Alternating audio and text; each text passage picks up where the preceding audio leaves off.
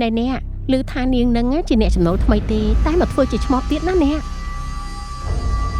អញមកវិញហើយបងប្អូនទាំងអស់គ្នាចាប់ពីពេលនេះតទៅត្រូវតែស្ដាប់តាមខ្ញុំពេលយប់នៅផ្ទះត្រូវបិទទ្វារបិទប្អួយហើយហាមចេញទៅណាត់ទាំងអស់ការនេះការមានស្រីព្រោះខ្ញុំស្លាប់ទៀតហើយមិនសាកសពរួចការខ្មោចនឹងដឿនស្លាប់អញ្ចឹងមិនថាមនុស្សមិនថាខ្មោចមិនថាព្រាយទេឲ្យតែប៉ះប្រពន្ធកូនអញនឹងឲ្យឯងនេះចូលណារួអូននេះនោះជាប្រពន្ធកូនខ្ញុំថានោះមិនជាប្រពន្ធឯងទេ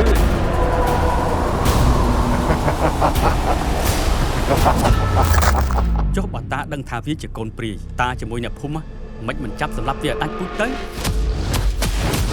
បើឯងចង់ឲ្យអញដោះលែងប្រពន្ធឯងអូនមកទីនេះធ្វើឯងត្រូវតែឲ្យអញសេកូនឯងកូនរបស់ឯងគឺជាក្មេងចុងក្រោយដែលវាត្រូវតែស៊ីឲ្យបានអត់ទេតាខ្ញុំនឹងទៅរកវាធីតាអូននៅណាធីតាអញចង់ស៊ីវា